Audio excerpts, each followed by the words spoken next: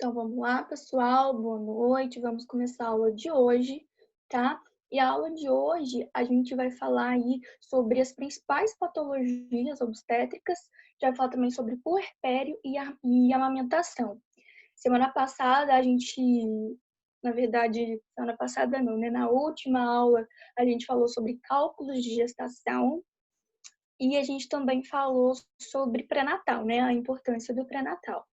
E hoje a gente já vai falar aí sobre algumas patologias obstétricas, tá? E eu vou falar as principais, tá? Eu deixei bastante informação lá no slide, mas aqui eu só vou falar sobre as principais, tá? E eu vou começar a falar sobre abortamento, tá? Abortamento, assim, imagino que todos vocês já saibam, né? A definição de abortamento, mas eu vou aprofundar um pouquinho mais aí em relação a esse assunto, tá? E o abortamento é a interrupção, né, da gestação até a 20ª semana, tá? E o feto ou embrião, ele pesa menos que 500 gramas, tá bom? E o abortamento, gente, ele pode ser classificado de diversas formas, né? Ele tem diversas facetas, há vários tipos de abortamento. A gente tem a ameaça, né, de abortamento, que é quando tem sangramento ali, né, a gente tem ali o sangramento uterino, porém a cervix, ela tá fechada. Então, por ela estar fechada, né, a gente não tem ali eliminação do embrião ou feto, tá? Porque a gente sabe que durante a gestação, o correto é o colo do útero ficar como? Fechado. Senão a gente tem a expulsão ali do feto, né? E ele só vai abrir o colo, ele só vai dilatar ali no parto, né? Durante o período ali do parto, tá? Então, o correto, né, é o colo do útero ficar fechado, tá? Então, na ameaça de abortamento, a gente tem ali o colo do útero fechado, porém a gente tem sangramento uterino. Por isso que a gente tem só uma ameaça, a gente não tem de fato o aborto, tá? A gente também tem o abortamento espontâneo, né? Como o nome mesmo já diz, é a perda involuntária ali da gestação, né? A gente tem a perda involuntária ali do embrião ou feto, tá? A gente também tem o abortamento completo, né? O abortamento completo, pelo nome mesmo, a gente já consegue ter uma noção, tá? Que é quando a perda total ali, né, do feto ou embrião, tá? Na maioria desses tipos de aborto, a gente já consegue ali identificar pelo nome, né, o que é. Igual o abortamento incompleto, já o contrário do abortamento completo, que é quando apenas parte ali, né, do conteúdo uterino é eliminado, tá? E a gente também tem o aborto inevitável. Às vezes o aborto inevitável vocês podem ter alguma dúvida, né? Na concepção de vocês, o que seria o aborto inevitável? Quem sabe me dizer?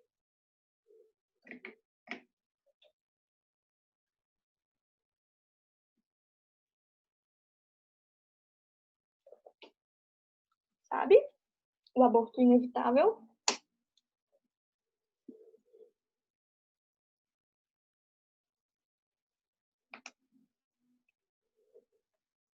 Ninguém chuta dizer o que é o aborto inevitável?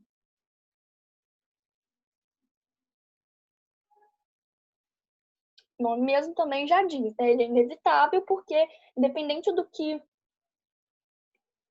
que não depende de cuidado da mãe, o que não depende ali, né, do cuidado da mãe, né, ou do médico. Isso aí, ele vai ocorrer, ele vai acontecer de qualquer forma, tá? E para que o aborto seja, né, classificado um abortamento inevitável, quais condições ali clínicas a situação se encontra? Com a mulher, né, ela vai falar, se é aborto inevitável, né, ela vai perder ali o embrião ou feto. Em quais condições, né, a situação se encontra que esse aborto vai ser inevitável? Alguém sabe me dizer?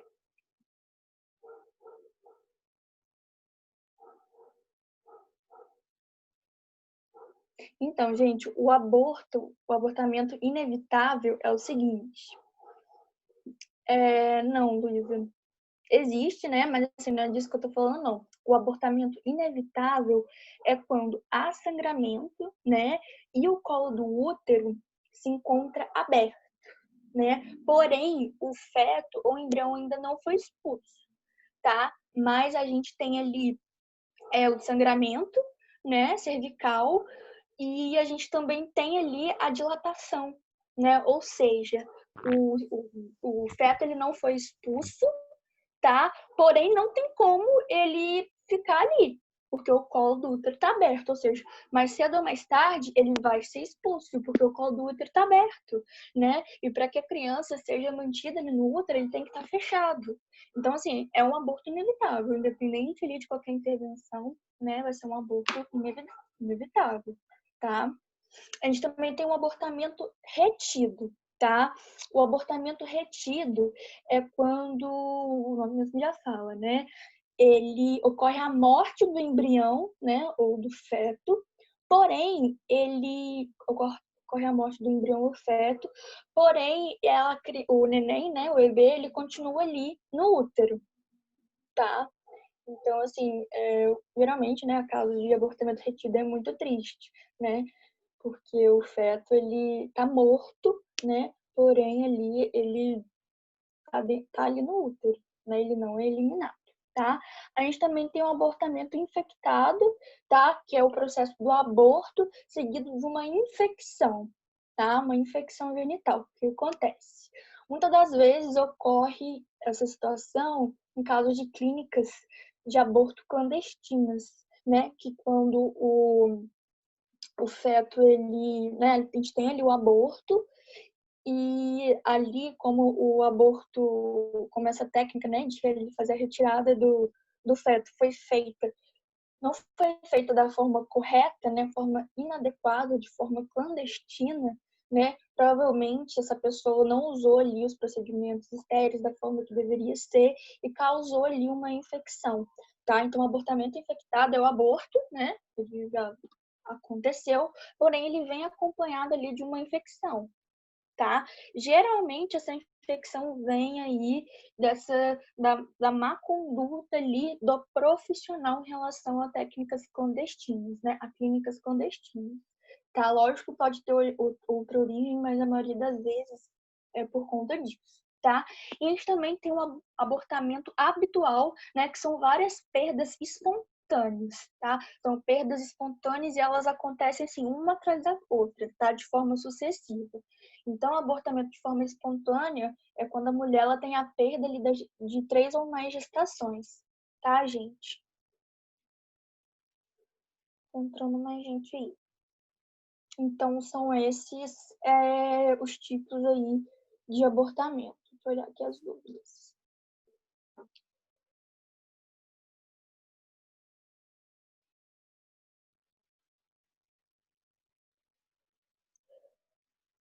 A Luísa. Então, Luísa, a gente não vai ter mais aula, né? Mas eu posso trazer esse conteúdo para vocês no dia da prova, à noite. Se vocês quiserem ter uma aula adicional, não me importa, né? A gente pode tirar aí algumas dúvidas e falar de outros casos, tá? Mas a aula de hoje, eu vou focar mais em relação a essas patologias e puerpério e amamentação, porque são vários assuntos. Então, assim, até para não confundir a cabeça de vocês, tá? Porque a aula de hoje a gente vai falar sobre algumas patologias obstétricas, puerpério e amamentação. Então, assim, já vai ser um conteúdo muito grande, mas de qualquer forma, depois a gente pode marcar outra aula aí, né? Apesar de hoje ser a última aula, no dia da prova. Quem quiser fazer a prova antes, não fazer a prova às 7 horas da noite, a gente pode marcar um encontro, tá? A gente conversa aí sobre diversos assuntos, tá bom? Então, gente, em relação ao abortamento, ficou claro? Em relação aos tipos de abortamento, qual que é o conceito de abortamento, tá? Vários desses, só pelo nome, assim, já dá para identificar, né? No caso aí do abortamento inevitável, né? Que às vezes a pessoa, né, pelo nome sabe que vai ser inevitável, mas não sabe o porquê, né? E ele é inevitável por essa situação, onde o colo do útero ele se encontra aberto, tá? Então, assim, não tem como aquela gravidez evoluir, tá? Porque o correto, né, do colo do útero estar aberto é ali durante o processo de dilatação, tá? Então, vamos evoluir, né? Então, vamos falar sobre um outro distúrbio, né? Que é o descolamento prematuro de placenta, né? Vocês sabem o que é? Conhecido também por DPP. Quem já ouviu falar? Já teve caso na família? Alguém sabe o que é?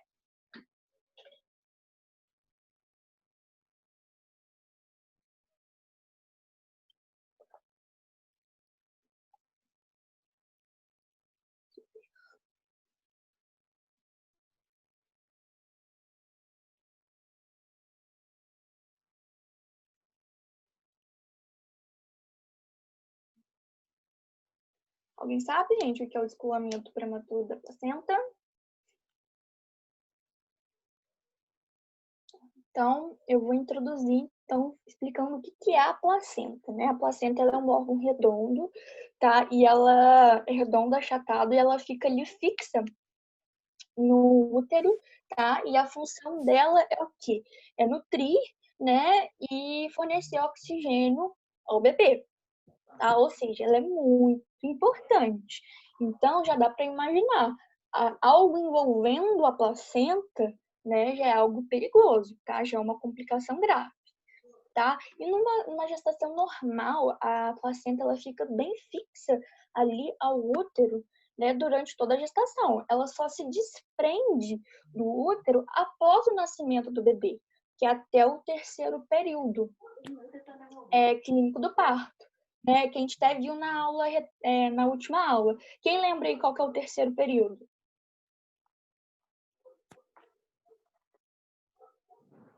A gente tem a expulsão da placenta. Quem lembra aí o nome?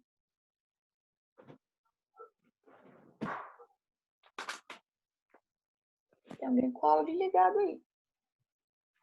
É a dectação, tá? Então, né, a hora correta da placenta se descolar do útero é aí nesse período, que é a dectação, que é após o nascimento do bebê, tá? E no caso de descolamento prematuro, né, da placenta, é quando essa placenta, ela se descola rápido demais ali do útero, tá? Essa que é a definição do descolamento prematuro de placenta, tá?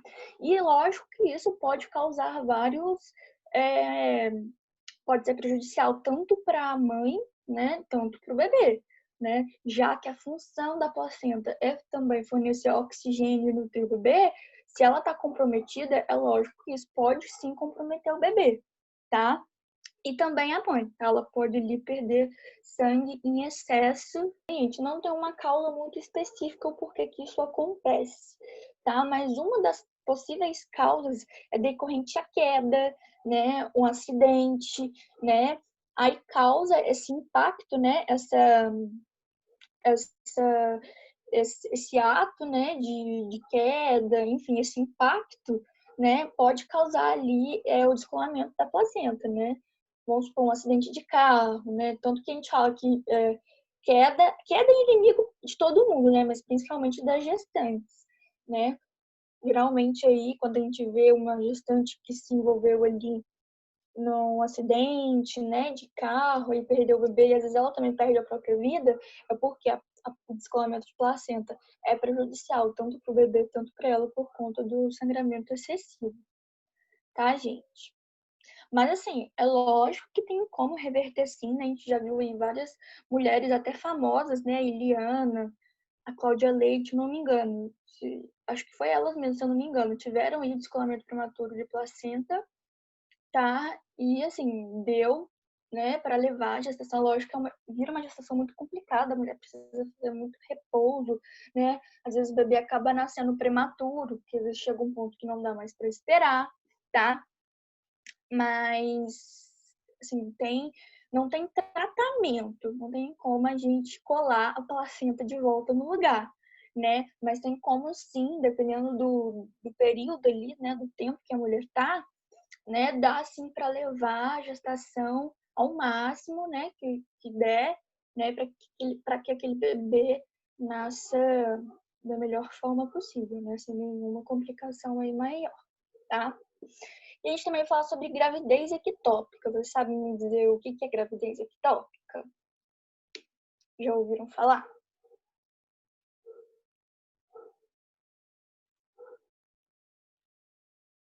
Me digam aí. Eu vou até olhar as dúvidas aqui embaixo, porque se eu olho aqui, congela a imagem.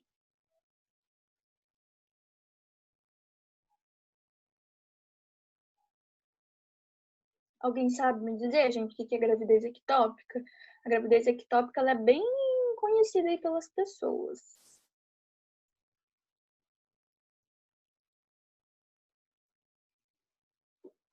Sabe dizer?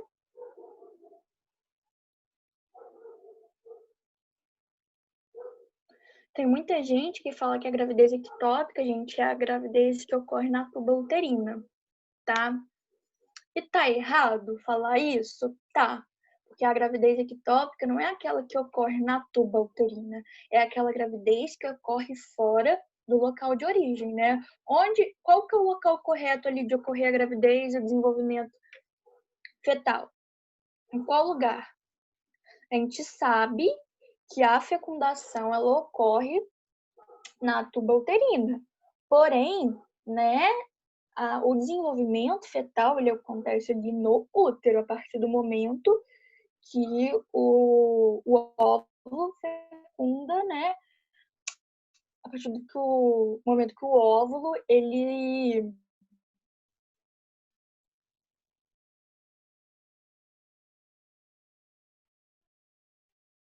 invade ali o endométrio, tá?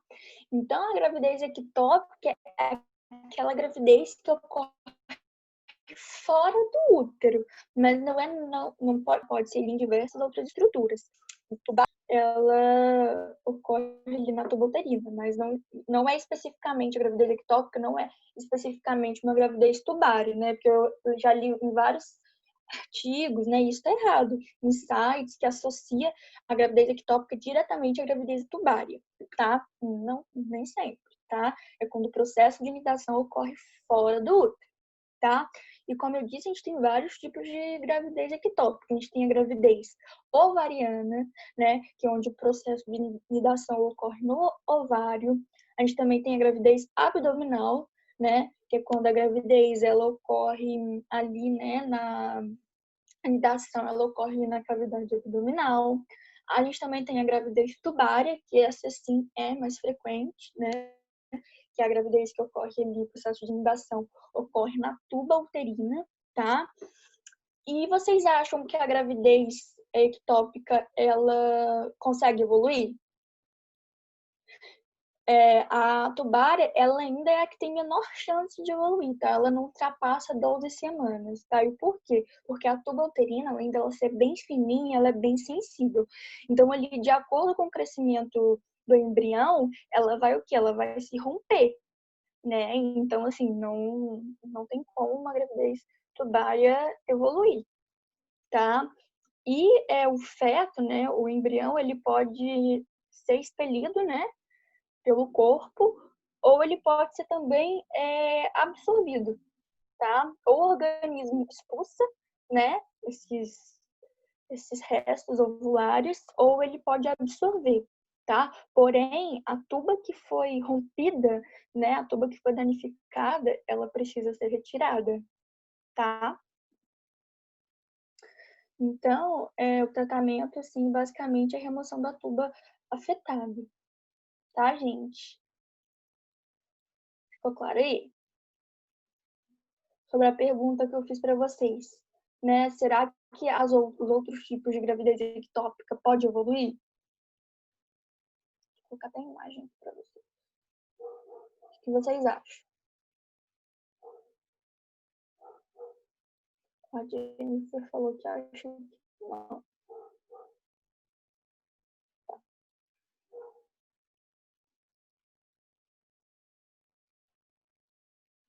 Então, gente, não evolui não, tá? Assim, não dá, não tem como a gente falar 100% que não tem como, né? O corpo, às vezes, nos surpreende, mas tá. Ó, aqui a gente consegue ver né, as estruturas, né, que podem ser, onde a gravidez pode evoluir, né, igual ela pode ocorrer aqui em várias porções da tuba, pode ocorrer no ovário, tá? Ó, aqui a gravidez tubária, como ela é mais frequente, eu trouxe aí para vocês, ó. Tá vendo? Só que de acordo com o crescimento do embrião, essa tuba, ela vai o quê? Ela vai se romper, né? Então não vai ter como, tá, gente? Por isso que a gravidez tubária, ela não evolui muito, né? Até 12 semanas ali no máximo. Tá, gente? Em relação, existem outras patologias, tá? Eu deixei lá no slide eclâmpsia, pré-eclâmpsia. Depois vocês leem com mais carinho, tá? Mas aqui eu quis falar, assim, as principais, só para não comentar nada sobre elas, tá, gente? Agora eu vou falar sobre puerpério e amamentação, tá? Vocês sabem o que é puerpério? Já ouviram falar? Sabia o significado? Puerpério. Me digam aí.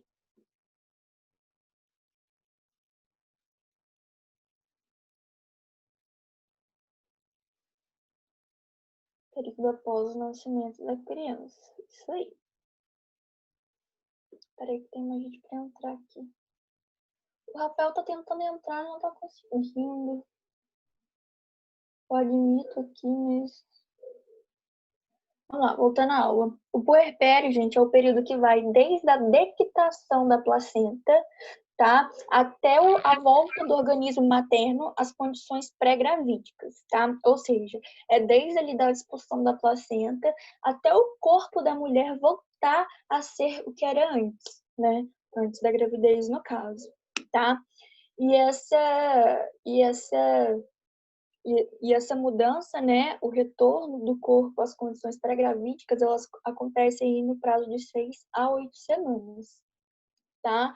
Porque a gente viu aí, né, foi até a tema do trabalho de vocês, para quem fez, viu, eu também falei na aula, que o corpo da mulher durante a gestação, ele muda, assim, completamente, né? Então, assim, é lógico que quando o bebê nasce, não é um estalar de dedos que tudo vai voltar ao normal. Demora um tempo, né? E esse tempo, ele se chama puerpério, tá, gente? O puerpério, ele pode ser classificado, né, de 3 formas, que é o puerpério imediato, né, que é o início ali do puerpério, que é de 1 a 10 dias.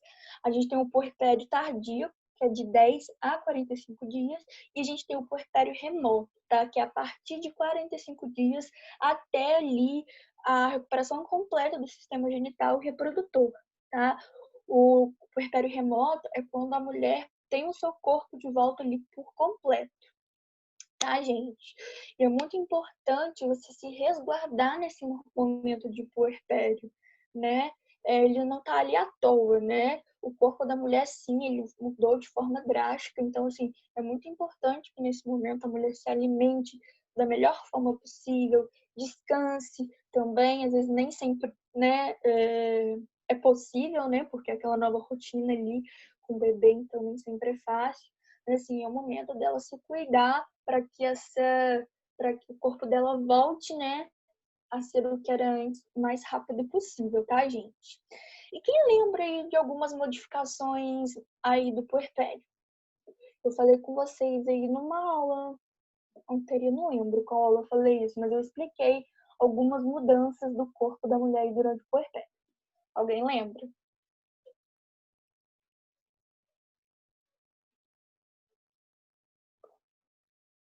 Que até são coisas que a mulher mais reclama, né, em relação à respiração, que às vezes ela fica muito fadigada, né, fica muito demasiada.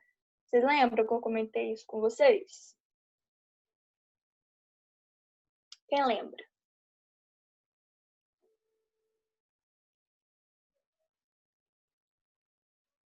Ninguém lembra?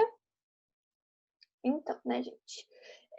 Existem modificações, né, que ocorrem durante o puerpério, óbvio, e uma delas é que o diafragma ele desce, e com isso causa maior conforto respiratório, né, porque a gente viu, né, nas aulas anteriores, que de acordo ali com o crescimento do feto, né, o útero ele vai aumentando de tamanho, conforme o feto cresce, o útero aumenta de tamanho, e com isso, só o diafragma ele eleva, né? Ele eleva e com isso causa ali um desconforto respiratório para aquela gestante.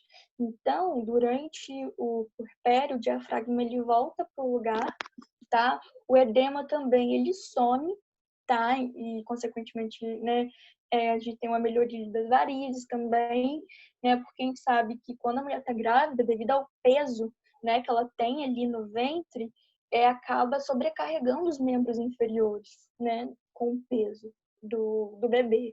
E quando ela dá à luz, né, quando o bebê nasce, ela não tem mais esse peso sobre os membros inferiores, né? Então, consequentemente, a gente tem a melhora ali do edema, né, do inchaço e das varizes, tá? Tanto uma teoria que explica isso, né, que quando a pessoa, mesmo ela estando grávida ou não, né, quando ela está muito edemaciada nos membros inferiores, é só ela elevar ali os mesmos, tá? Que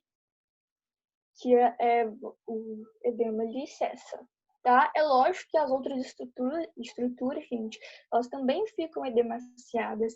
Querendo ou não, o corpo da mulher ela tem um constante mudança, né? Cada hora é algo novo, né? É a explosão ali de novos hormônios acontecendo, é o crescimento ali do feto, né? Então, incha as mãos, né? O rosto, a mulher ela fica com o rosto bem inchado, tá? Mas os membros inferiores, decorrente aí daquele peso, ele fica muito mais edemaciado que as outras estruturas, tá? Ocorre também, né, a normalidade do metabolismo, né? A gente viu também nas outras aulas que o metabolismo da mulher, quando a gente fala que a mulher ela se alimenta por dois, fica cansada por dois, não é balela, tem uma explicação, né? Porque, querendo ou não, são duas pessoas para nutrir, tá? Então, o metabolismo dela de lipídios e proteínas é muito maior, então ela come muito mais, né? E após ali a gravidez, né, após a gestação, durante o puerpério, o metabolismo ele normaliza, tá? E ela até perde bastante peso, né? Porque muitas mulheres, assim, quando elas, né, estão ali no puerpério, né? Lógico que tem ali a eliminação do bebê, da placenta. Então, assim, ela perde bastante peso. Mas, às vezes, ela continua inchada, né? Às vezes a pessoa parece que ela nem ganhou, né? Dependendo da situação, parece que ela nem ganhou. Mas isso vai acontecendo, né? Aos poucos, né? A partir do momento que ela deu à luz, o corpo dela, ele vai se voltando, ele vai voltando ao normal aos poucos. Tanto que eu falei, né, que o período de puerpério vai desde a dequitação da placenta até, né, a normalidade do corpo, né, da normalidade do corpo e nas condições pré-gravídicas, tá? O útero também ele regride rapidamente, tá? Logo após o parto, o útero ele deve estar abaixo da cicatriz umbilical. Lembra que eu falei para vocês na última aula? Que até o período clínico do parto, que a gente tem que ficar muito atento, né, em relação a isso, porque se o útero ele não voltar rapidamente, né, a mulher ela corre um risco aí de morte, de hemorragia. Vocês lembram que eu falei para vocês? O útero, como eu falei, ele serve ali como órgão de tamponamento após ali a expulsão do feto. Então, assim, logo após o parto, ele já deve regredir ali, já deve estar ali abaixo da cicatriz umbilical. E após, né, com o passar do dia, ele diminui aí mais ou menos 1 centímetro por dia até voltar ali